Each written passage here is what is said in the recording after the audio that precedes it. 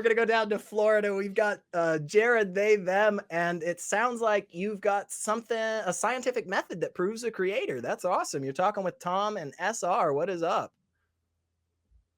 Hey guys, how you doing? Actually, I have Good. more of a proposition. I was hoping you guys could maybe shed a little light on it. Yeah, sure. I'm a theist. I don't really follow the mainstream religion at all. I think it's ridiculous. But is it possible that we could prove that we live in some type of matrix? Because if we could actually prove the coding, then that would stipulate a coder.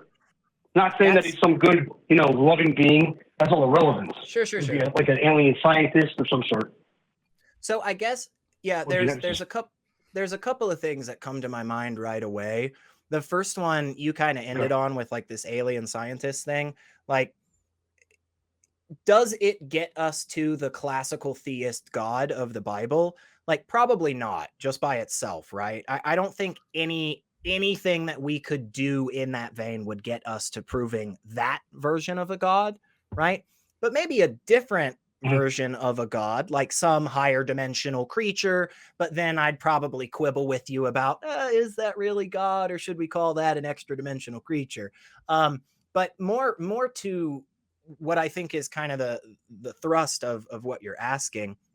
I think the issue with it probably is something similar, like when people want to talk about like before the Big Bang, right? Or outside of space and time.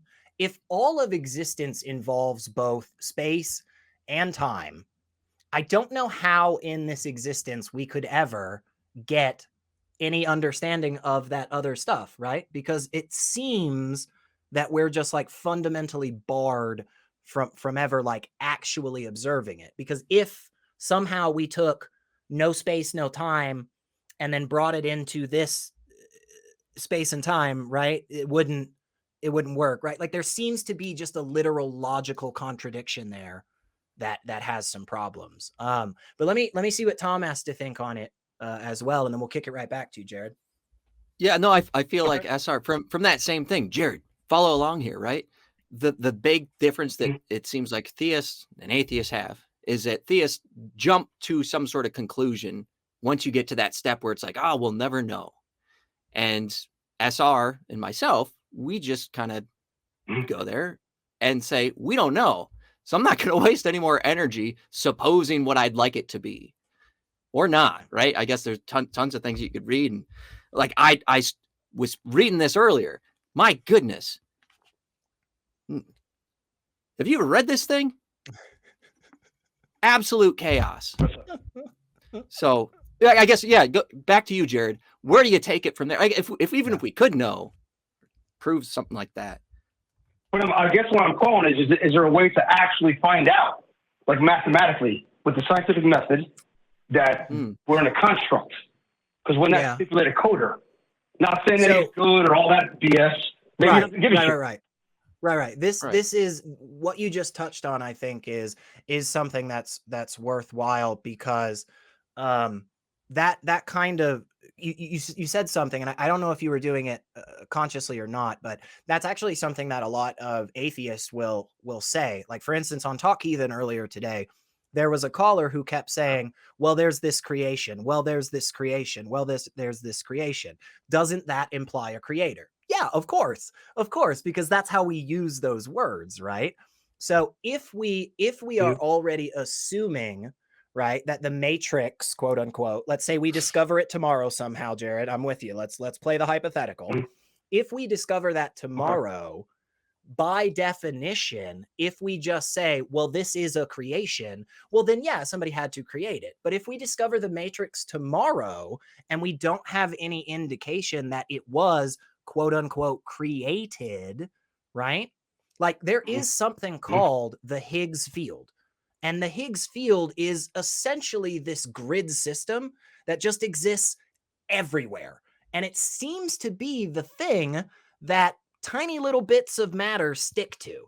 Now, I'm not a physicist. Please go look that up. Please go look up the Higgs field on your own, caller, because you will find much more information about it. But the question there, I think, still applies, which is, okay, so we found this Higgs field.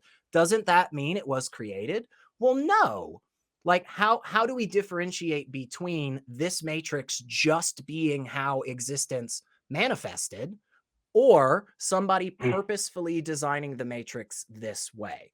Does that make sense? Kind of why I feel So like you're saying there's like an abiogenesis matrix of that sort. I mean, uh, so yeah, abiogenesis is specifically about, like, abiotic life Like becoming biology, right? biotic. I'm saying, like, but in a technical stance, abiogenesis matrix, like it essentially created Yeah, stuff. yeah. I mean, I get where you're going there. I just would use a different term.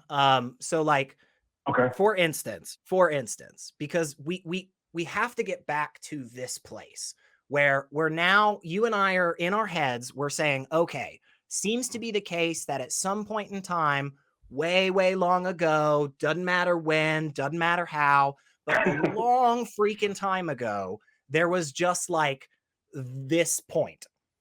And then supposedly it starts expanding, it gets bigger, it makes all the stuff we've got. Okay, cool. Well, what's before that point, right? That's what we're trying to understand right now. And I think one of the fundamental problems, with that is we're trying to play this game of comparing something to nothing. But true nothingness has no characteristics. There is literally nothing you can say about it, because that's what true philosophical nothing is. So then we have to ask the question, has that ever been the case? Has there ever been a time, ever, where there was literally nothing, a concept that we can't even wrap our brains around? And I think what happens when we start asking ourselves those questions is we get to this place of going, well, yeah, that kind of doesn't actually make sense, right? Like, there probably was always something. You might just say that that's God. I might just say that that's the universe in some capacity. And from there, it would be a matter of us going, well, what information do we have that makes us lean one way or the other? I fully believe that all of our information leads us to, hey, there was probably some natural thing going around, right? But most of the religious people would say that it's the God thing that falls in there. But for me, that's just another assumption that we're adding on, right? We're just assuming right now that there probably was something because there is something, right? And you're just assuming that too because we're just in the same sinking boat. But now you're saying, hey, before this boat was built, we actually had a much stronger bottom that never got holes in it. And it's like, well, too late now, I guess. I hope some of that makes sense. It's like the turtle holding the world, and it just keeps going and going and going. Say again? To the respect, right? Interesting. Well, okay, Jared, as you try to answer this question, as you try to answer it, be careful when you come to a conclusion. Maybe call us back, right? Yeah, because please. if you remember, there's a story a few years back from a fella who went searching for the same. Could it be that we're in the Matrix right now? And he had a hypothesis that the answer was yes.